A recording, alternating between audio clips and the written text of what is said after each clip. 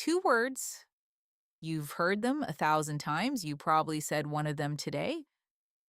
And I'd bet you've never once stopped to ask what they actually mean. Those words are hang on. Think about it. Hang on. Nobody's hanging anything. There's no hook, no coat, no wall. And yet, this little phrase can mean wait. It can mean hold tight. It can even mean don't give up all at the same time. How can two tiny words do all of that? Stay with me for the next 5 minutes and you'll know, and honestly, you will never hear hang on the same way again. This is English in the Wild, where we find real English in the real world and figure out exactly what it means, why it works, and how you can start using it yourself. I'm Sarah, and I caught today's phrase from a stranger on a train platform, a phone pressed to her ear. She was clearly in the middle of something, and as I walked past, she said it quick, easy, without thinking. Hang on, she wasn't holding anything. There was no hook, no coat. So, what did she mean? This is exactly the kind of thing we love here. Two words you already know, doing a job you were never taught. So let's pull it apart. The first meaning, and the one you'll hear the most, is simply wait. When someone says hang on or hang on a second or hang on a minute, they're asking you to wait just for a short time. It's friendly, it's casual, it's what that woman on the platform meant. Wait, I need a moment. Hang on, I'll get my keys.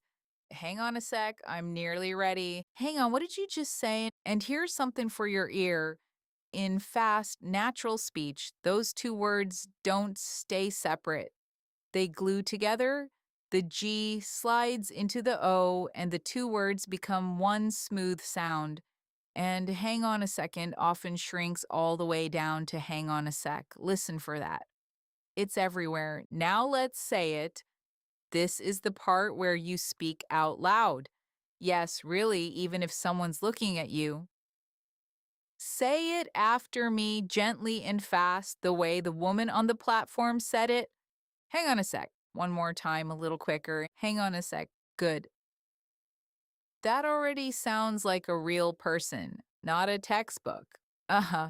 So that's meaning number one.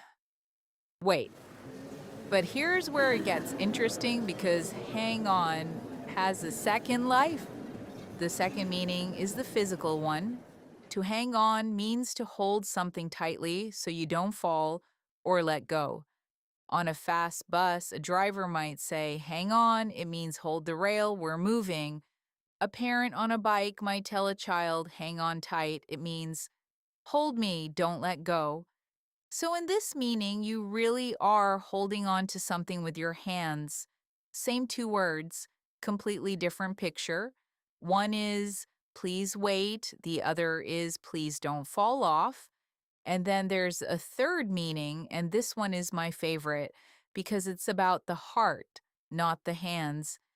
To hang on can mean to keep going through a difficult time, to not give up, to stay strong just a little longer. If a friend is going through something hard, you might say, hang on in there. It means I know it's tough, but don't give up. Better days are coming. We're almost finished. Just hang on a little longer. She hung on through the whole difficult year. Isn't that beautiful?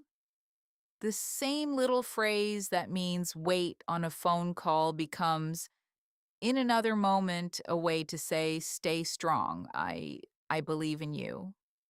So, let's pull the three together. Hang on. Meaning 1, wait a moment. Meaning 2, hold on tightly. Meaning 3, don't give up. And now you know this is the heart of English in the wild. Remember episode 1, out of order? A broken machine, the wrong sequence and behavior that crosses a line. And episode 2, on the house, a free drink with the old meaning of house hiding inside it. Same trick every time. words you already know, holding a meaning you didn't. Let's test you. Two quick questions. Say your answer out loud before I give it. Question one. Your friend says, hang on, I'll check the time. What do they mean? Think for a moment. They mean wait. That's meaning one. Question two. You're climbing and your guide shouts, hang on. What do they mean? Think for a moment. They mean hold tight, don't let go. That's meaning two. If you got those, you've understood something most learners never get taught directly. So, next time someone says hang on the phone, on a bus, or in a hard moment, you'll know which one they mean. And you'll be able to use all three yourself. That's English in the Wild, episode 3. Every episode, one real piece of language found in the world, pulled apart, and handed back to you.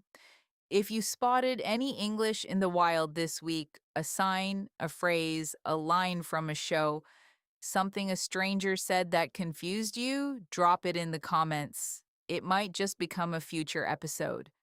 I'm Sarah. See you in the wild.